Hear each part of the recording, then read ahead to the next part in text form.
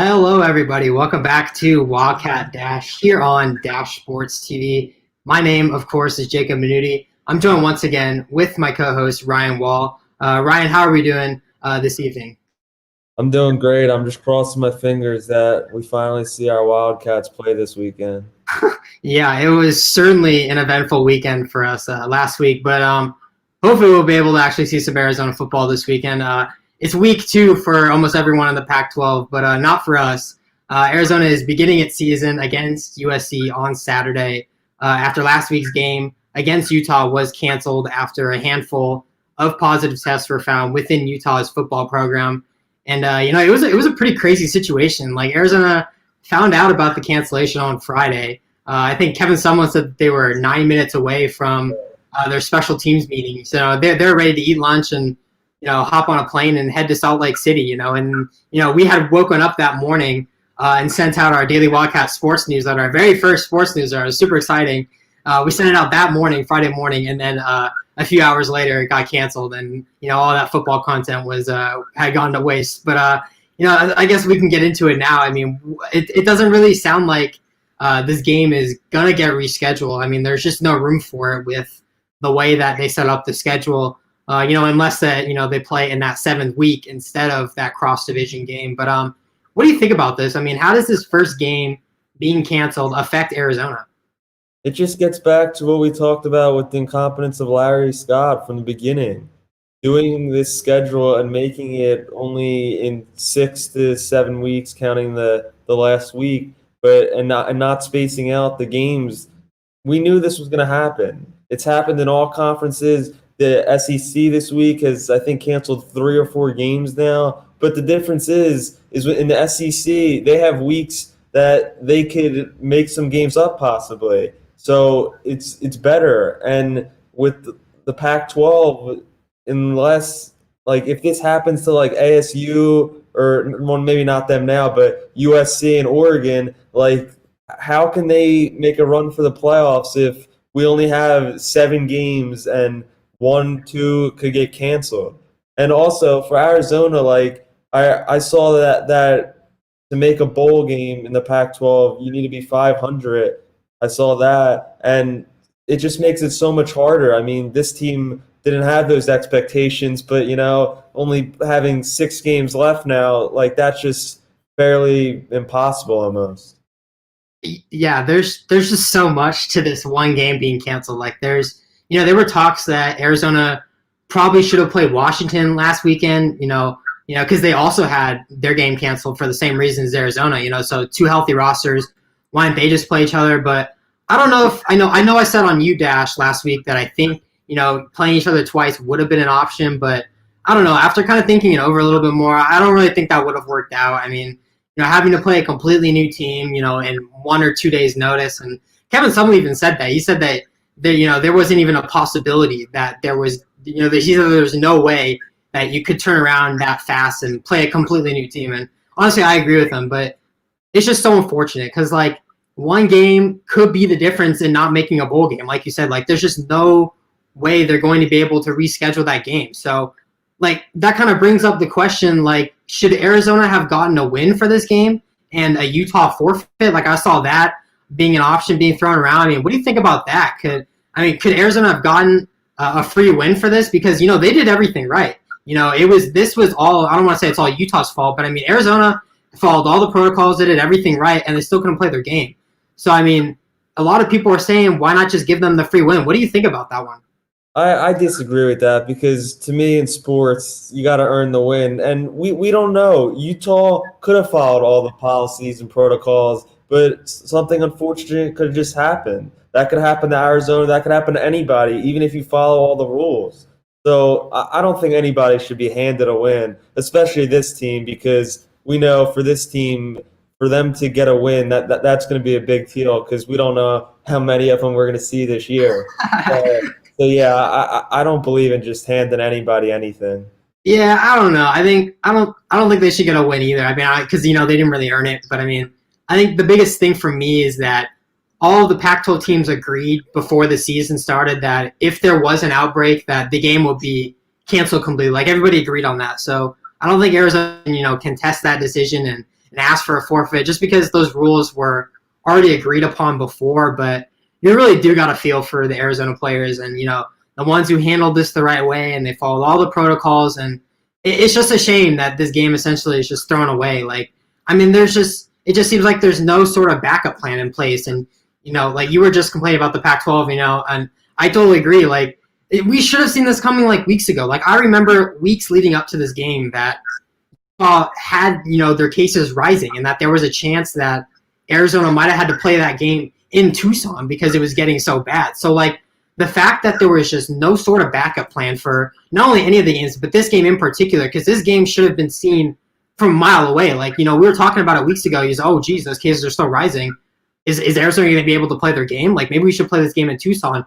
There should have been more of a consideration going on, and the Pac-12 just didn't do any of that. Like, I don't know. It's just such a shame to see this unfolding and more news just coming out and Pac-12 just having no solution to, anything that's going on. Like, it's a real shame because this one game is going to mean a lot for the bowl game prediction, or like for the bowl game projections. Yeah, as you just said, I think the Pac-12 should have put something in place, and not just them, but all college football. I was thinking about maybe the idea of like Utah's playing at Arizona's playing at Utah, so maybe for the whole week before Arizona goes to Utah and they have like an off-site training facility that they use or something like that, because so they all quarantine together. Because the reality is they're college kids and they're walking around and it's bound to happen. They're living with other people and. Yeah, but I also think there's a bright side to this because I think it makes this Arizona team hungrier coming into this week against USC at home because as we heard Kevin Sumlin said, some of the players were very sad, crying maybe even, and I think it's motivating this team to the next level, and I think they're actually going to compete this week. Yeah, I mean, before we start talking about USC, I want to get one more point off. Like, why are we not moving the bowl games and the college football playoffs back farther? Like, this is not just a Pac-12 problem. Like, everybody is having trouble with canceling their games getting canceled. Like, the Pac-12 isn't the only conference that's having these games canceled and dealing with this. Like, the entire country is dealing with this. There's games getting canceled left and right. Like, it's getting to the point where we have to just do what's best for everyone and move the postseason games back. Like, it's really not that big of a deal. Like, every other professional sports league has moved their, dates back. Like, why can't, college football do the same? Like, who cares if bowl games are happening at the end of January instead of the beginning of January? A lot of them are in indoor stadiums. Like, literally, like, there's no problem with just moving it a couple weeks back. Like, it doesn't have to be months in advance. It's just got to be like a couple extra weeks to get those, 1, 2, or maybe even 3 games to make up. Like, it's not a big deal. Like, like the NBA had what their champion crowned in what, like August or July, or like when was it? It was way past August. It was like September. But they start in the bubble in the late summer. But this has happened also in like the Big Ten. Like, for example, Wisconsin, they played one game out of their first 3 weeks. 3 weeks they played one football game because they're canceled. So and they're a team that could make a run to the playoffs. So I've read a lot of people that suggest that they move it back, and I think they actually will move it back because as we see, the trend keeps going up and up for cases and cancellations each week. So it's just bound to happen, and I think they all need to come together and just make it better for everybody. It's always so tough because like the conferences kind of all work differently. Like, this should be something that the NCAA takes a hold of and it goes down from the top to the bottom. Like, stop letting these conferences do whatever the heck they want. Like, you guys need to come together. This is such a crazy year and there's so much like weird stuff going on. You can't have all these conferences just fending for themselves. Like, there needs to be some sort of cooperation going on. And the Pac-12 is screwed here in terms of their last game is that a couple days before they pick all the bowl games. So like, there's just no way that Arizona is going to make a bowl game if they only end up playing, 5 games. Like, it's just so bad for everybody, and not just Arizona and not just Utah and Washington and Cal and all these games that are already, far behind on their games. But it's bad for everybody. Like, they have to move this back, and I don't know why they haven't done it yet. But I agree with you. I do think they're gonna move it back. They have to. And my last point is that if they keep cutting the games down, to me, it devalues the bowl games even more. Like they're already cutting the season in half from 12 games to 6 to 7 in some conferences, whatever different amounts. And it's just like cool, you made a bowl game and you won 3 games. Like that's not a bowl game, like that Yeah. just makes it like, all right, you won a few games. Like you went 3-3. Like that's not good. So like to me, yeah, they need to do better. The whole NCAA. It's already bad enough that the Pac-12 is playing 7 games, and now they're going to have even less games than that. Like it's so ridiculous. Like something needs to get fixed. But we'll go ahead and start talking about the USC game now. That situation is in the past, so why don't we talk about this week's game, right? The Wildcats are now beginning its season at home, which could actually be a good thing. The only problem is that it's against USC for the first game of the season. We mentioned the most updated depth chart in last week's show, and one of the things that we pointed out was the amount of new players starting for Arizona this season. I mean, I would give you a list of all the new players, but honestly, there's too that. Like, to save us some time here, Ryan, which new starter do you think will have the biggest impact come this Saturday? I think the answer is Gary Brightwell, because I believe that the way that they win this football is slowing the game down and just using that force like we know they have with that running attack. Because as we saw against ASU, like flat out, USC does not have a good defense so far. It's still early. We'll see. But like they're not that good. ASU gashed that defense up and down the field, and I think Arizona needs to do the same. And also, they need to just take care of the football. As we saw, I lost count in that USC ASU game how many turnovers. I feel like in the first quarter there was like 5. But yeah, like they just need to take care of the ball and feed Gary Brightwell. I think Gary Brightwell is the man this year. I'm really high on him. I'm honestly pretty excited about pretty much all the new starters, to be honest. Like, I love that Donovan Lane moved to left guard to make room for Jordan Morgan at that left tackle position. Donovan Lane played left tackle last year, but now he's moving inside to play next to Jordan Morgan. He said great things about Jordan Morgan, that he's progressed really well and he loves playing next to him. Like, I honestly think that's going to be a pretty good offensive line. Like, I think all of those guys are big and they're experienced, and I think that's going to be a really fun group to watch. But I also really like Jackson Turner and Reddy Short. I like the fact that they're starting, just because that means that they outperform the previous starters who are still on the roster. Like, Arizona could have easily just started Christian Young, who started for them last year and has that experience, but they opted to go with the 2 newer guys. So the fact that those 2 guys who barely got any playing time last year, Reddy Short didn't get any playing time at all, like in his whole college career. So like the fact that those 2 guys beat out a guy who was a starter for them last year, it actually makes me really optimistic about the 2 of them, and I'll be definitely watching them this weekend. Yeah, I think they have high expectations. And as you were talking about the O-line, that's where it's going to start for Grant Gunnell. They need to protect him and not let that USC front get to him, because like it all starts with protecting your quarterback. And to me, another guy that I think is going to have a great season and hopefully comes out strong, which I think he will this Saturday, is Anthony Pandy. To me, he's the leader of that defensive back group, linebacking core, and I think he's going to lead that group and do some big things this season.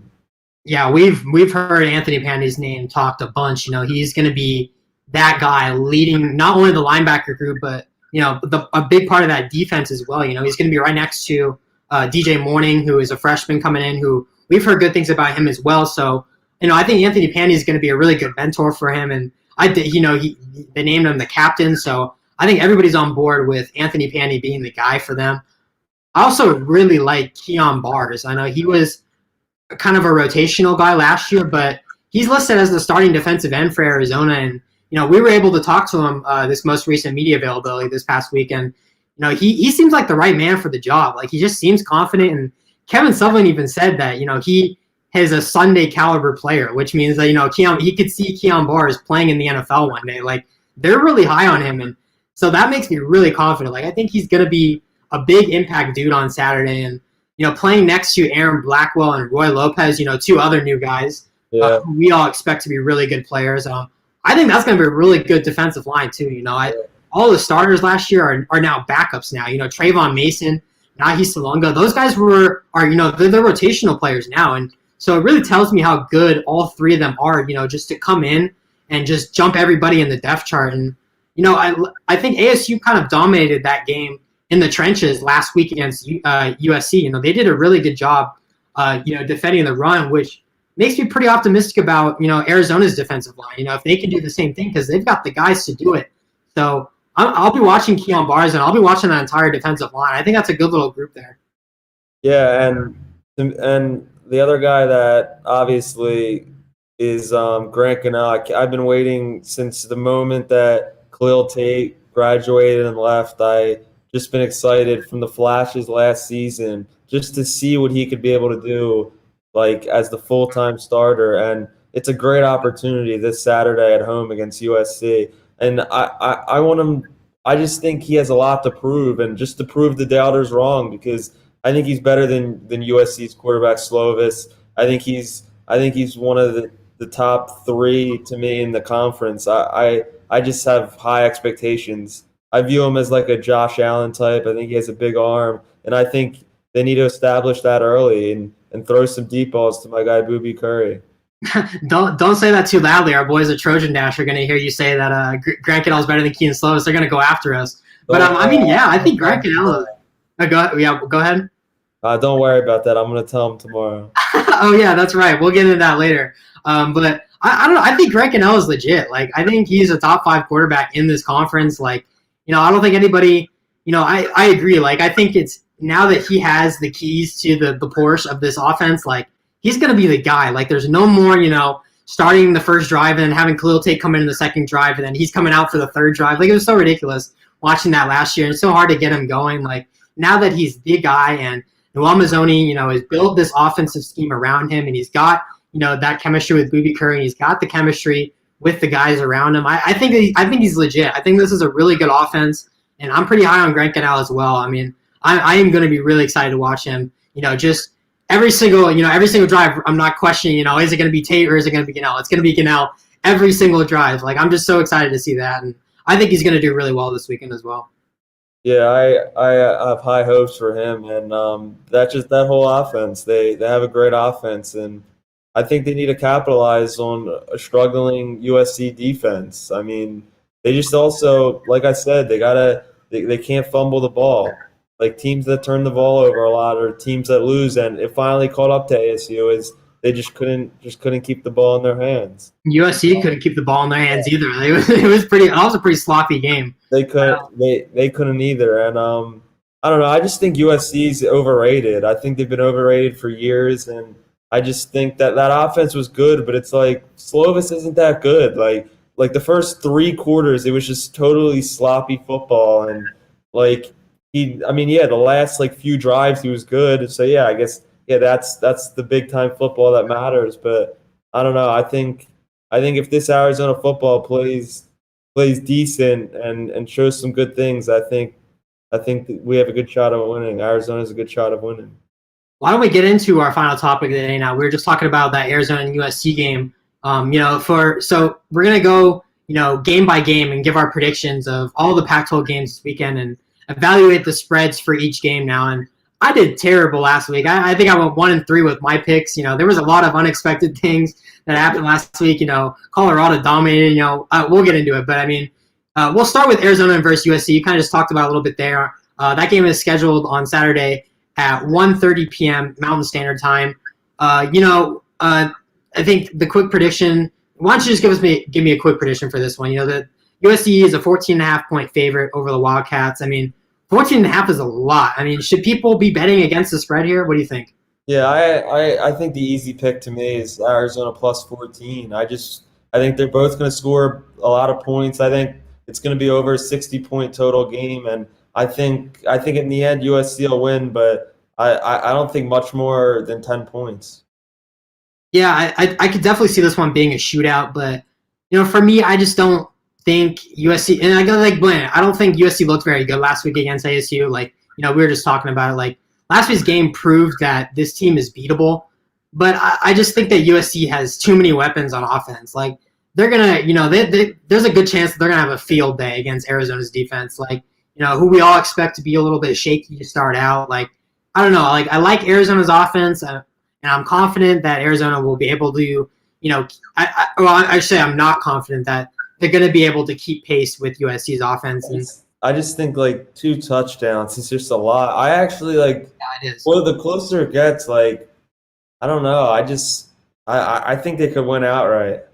Yeah, two touchdowns is a lot, and I think we expected. I think the spread for the ASU and USC game was 10.5, and that ended up being a really close game. So, I mean, there's a potential that this game could be close too, but I don't know. I just think there's way too much firepower on that USC offense. I don't think Arizona's gonna be able to keep up. So, I'm gonna take USC to cover the spread, but that doesn't mean that if Arizona somehow covers or even wins the game, that I won't be surprised. Like, I think this is a closer game than people are gonna make it out to be. But I did terrible last week. I went 1-3. I gambled a little bit by taking ASU to not cover, and they ended up doing it. So I'm just gonna play it safe now and just say that USC covers the spread here. Yeah, I think it's a close call, but I don't think I could bet against this Wildcat offense in week 1 for us. Why don't we move on to the next game? I'm gonna.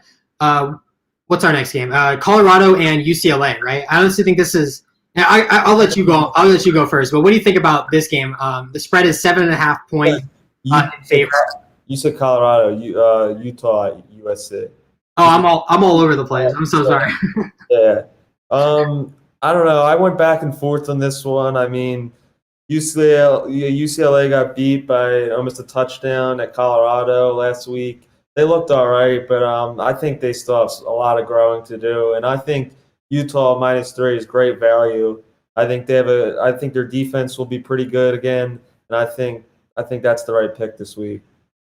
Yeah, I don't think. I mean, Colorado looked good last week, but I mean, I don't know. They did. I mean, they looked really good last week, and I don't know. I think they controlled that game from start to finish, but Stanford just has a ton of issues right now. A couple of positive tests, and I thought we were talking about Utah, UCLA. I'm talking about Colorado and you said UCLA. I am all over the place. We'll talk about.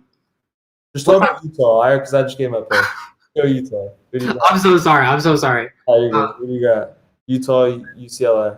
Utah, I mean, that's honestly my lock. Like, Utah and UCLA, like, I think that's my lock of the week, honestly. Like, Utah is so much better than UCLA. Like, UCLA got thumped last week by Colorado. Like, I don't know. I know Utah kind of has some bad situations going on right now with, their positive COVID tests. And, I can understand why this spread is so close. It's at 2.5 now. But I don't really know. I think that there's just too much talent on Utah, and I don't think UCLA is very good at all. So I think this is my lock of the week here. I'm honestly taking Utah to win this game. Yeah, I think that'll be a pretty good game, but I think people are sleeping on Utah. Next game, Colorado at Stanford. Now we'll talk about Colorado and Stanford. I'm so sorry. Yeah, no, all good. This is a big line. It's not that big, but like Stanford -7. I mean, I'm gonna take the points. I'm gonna take Colorado +7. Colorado had a good offensive showing last week. They put up 48 points, I believe, and Stanford, I don't think they even put up 20 points last week, and I just think this game will be about a 3-point game, but I think Stanford will win outright. That's an interesting one. I think I'm going to take Colorado here. I think this is honestly a pretty easy win for Colorado. I think going into this game, they had a really good week against UCLA last week, and they kind of controlled that game from start to finish. But I think Stanford just has a lot of issues right now. They had a lot of positive tests. One of them was David Mills, their starting quarterback, or Davis Mills. So I mean, he didn't play last week, and they have no idea if he's going to play this week. Like, I just think the momentum is a lot more in favor in Colorado after their big win, and it's kind of going the other way for Stanford. So I'm gonna take here. I think they'll cover the spread. Yeah. Next game is Oregon at Washington State. Oregon is -10.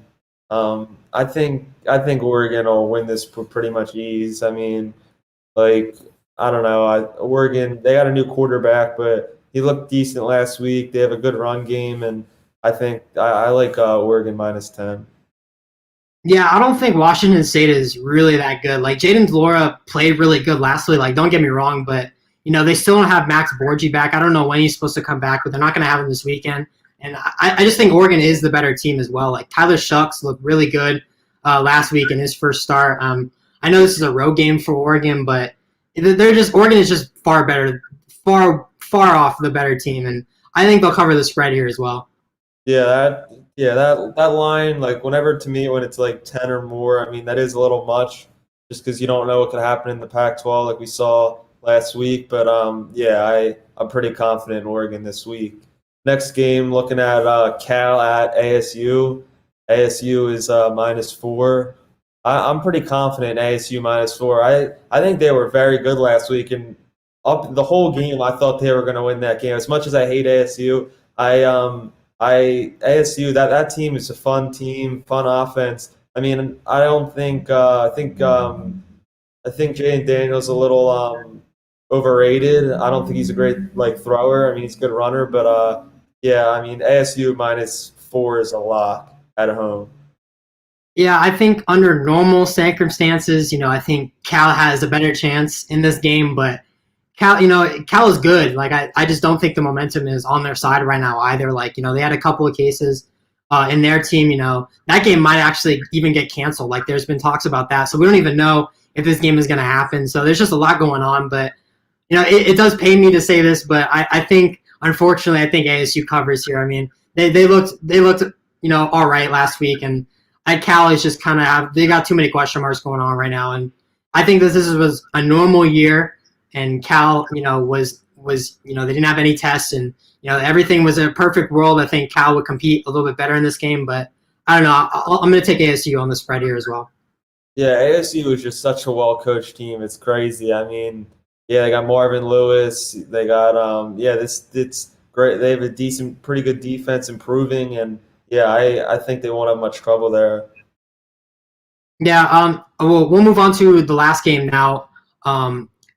It's Oregon State and Washington. What do you think about this one, Ryan? I mean, the spread is pretty big here. 13.5 favorites for Washington. Give me your thoughts on this one. I'm gonna take Oregon State plus 13.5. I mean, I just think the line's a little too much. I mean, Oregon State put up 28 points last week against Washington State, and I just think it'll be closer than you think. I mean, Washington's offense is all right, but I don't think they're going to go out there and blow anybody away. I think I'm going to take Washington here. I think Oregon State's defense is terrible. Like Morgan from Beaver Dash compared this defense to a high school level defense. Like, honestly, I have to agree with them.